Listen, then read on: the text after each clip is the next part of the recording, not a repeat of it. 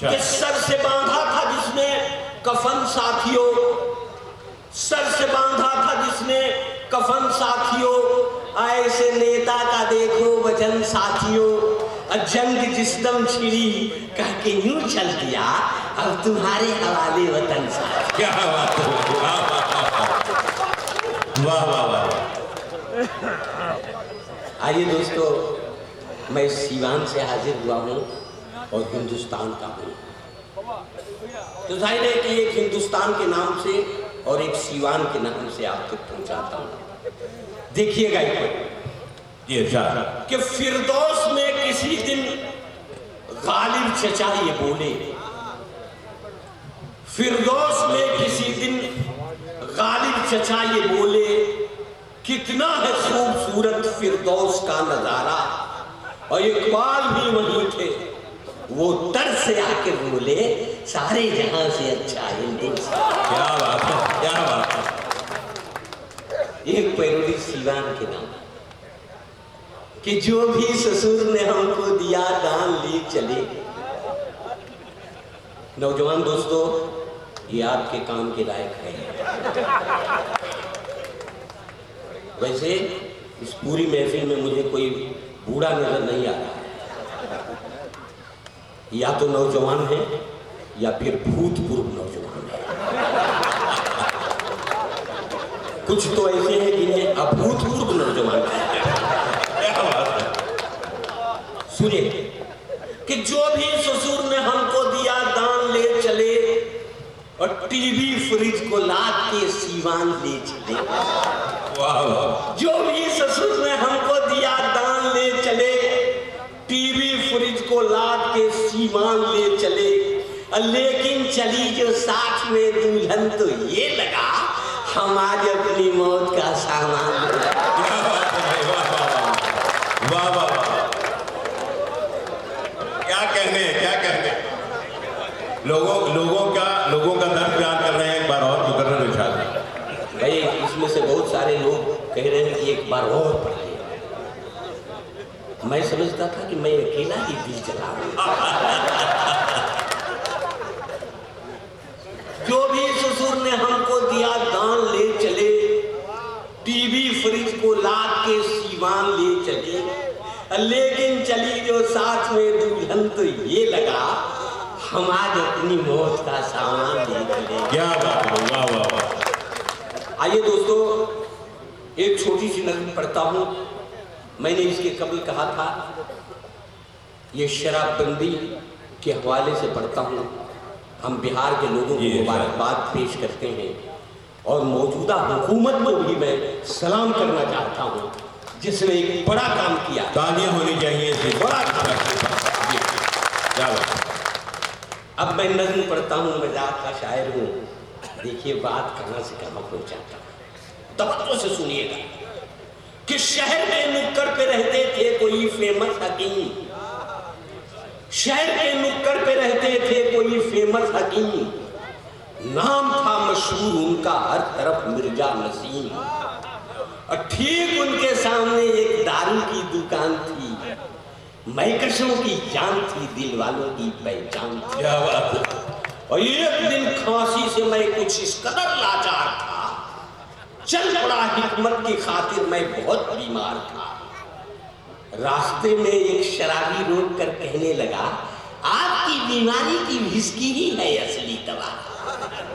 अब बात मेरी मानिए, नुस्खा हकीमी छोड़िए, आप भी अंगूर की बेटी से रिश्ता जोड़िए। क्या बात है। आइए दुकान से 2-4 बोतल लीजिए, आपकी खांसी चली जाएगी, विस्की पीजिए।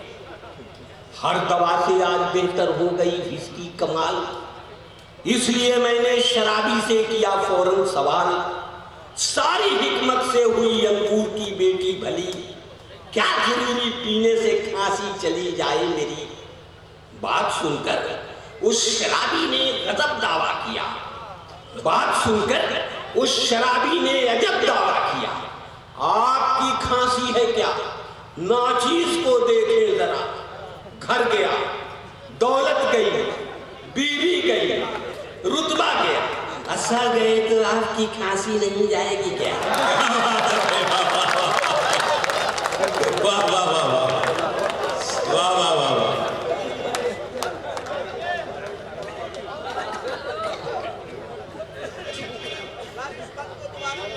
अच्छा लग रहा है?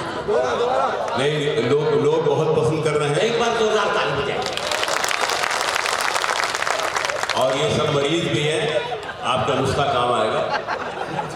दोस्तों, अब एक नुस्खा तो आपके लिए, एक नुस्खा हम शायद बिरादरी के लिए पेश करना चाहते हैं। हम लोग रोज रेल में सफर करते हैं।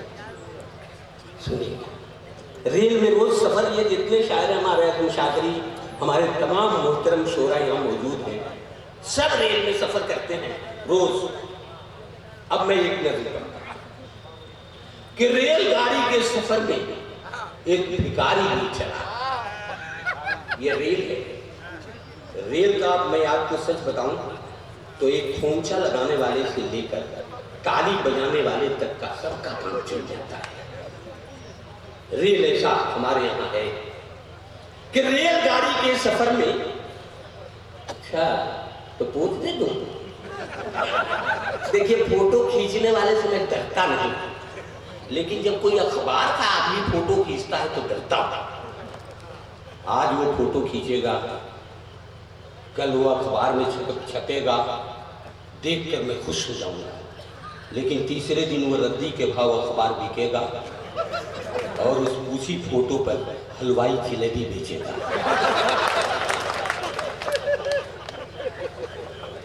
हाँ सुनिए कि रेलगाड़ी के सफर में एक भिखारी भी चला और सब किसी से मांगता वो पास मेरे आ गया। धीरे से कहने लगा, मुझ पर करम तो कीजिए, खाना जाकर खा सकूं, बस 20 रुपया दीजिए। इत्तेफाकन मैं वहां उस वक्त खाली जेब था, इसलिए आहिस्ता मैंने माफ कर दो ये कहा। माफ कर दो सुनते ही वो इस कदर झल्ला गया, बड़बड़ाता और भी वो पास मेरे आ गया। माफ करते करते तो बर्बाद होकर रह गया, और ठीक से मैं जोड़ दूं तो लाखों का घाटा लगा। धीरे से फिर ये कहा कि 1 रुपया दीजिए, एक भूखे पर मैं कुछ भी करम तो कीजिए। मैं वहां मजबूर था, इनकार ही करता रहा, और तंग आकर वो भिखारी जोर से कहने लगा, 1 रुपया भी नहीं है आपके जब हाथ में, आइए फिर भीख मांगे दोनों मिल के साथ। क्या बात है, वाह वाह वाह वाह वाह वाह वाह, क्या तरीका, वाह वाह वाह। अब एक नौजवानों के लिए एक नज़र पड़ता है, सुनिएगा नौजवान दोस्तों, और जो लोग नौजवान न हो वो नौजवान हो के इसे सुनिएगा। मिजाज का शायर हूं, मेरी कुछ मजबूरियां हैं कि आपके होठों पर मुस्कुराहट रखने के लिए कहीं न कहीं कुछ न कुछ मुझे करना पड़ता है। सुनिएगा, ये कोसी का इलाका है, यहाँ के लोग इतने पढ़े लिखे होते हैं कि बताते हुए भी डर लगता है कि फलां लफ्ज का माने फलां होता है,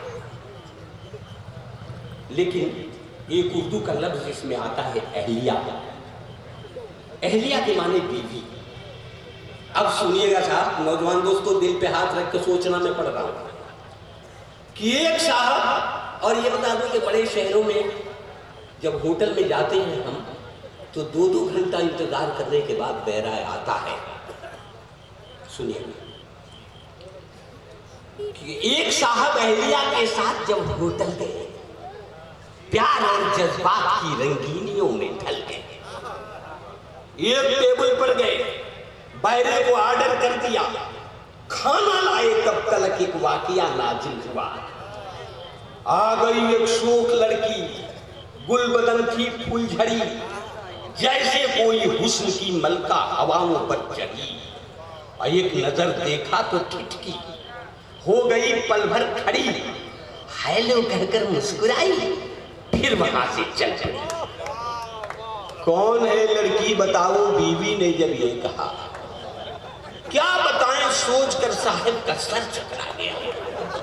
और फिर तो बीवी ने किए शौहर पे जब तेवर करे, बौखलाहट में मियाँ बीवी से ये कहने लगे, उल्टे सीधे पूछती रहती हो अक्सर या खुदा, जानकर तुम क्या करोगी बेसबब बेफायदा। अरे अपने को तो दोनों जानिब से बचाना है मुझे, पहले तो तुम कौन हो उसको बताना है। क्या बात है, वाह वाह वाह वाह वाह वाह वाह वाह, क्या बात है, वाह वाह वाह वाह वाह वाह वाह। दोस्तों, जाते जाते मैं समझता हूं कि बहुत देर तक आपके दरमियान रहा। हमारे दिगर शोरा हजरात कहते होंगे कि रात भर अकेले पढ़ेगा क्या, लेकिन यह आपका मोहब्बत है। आपने जिस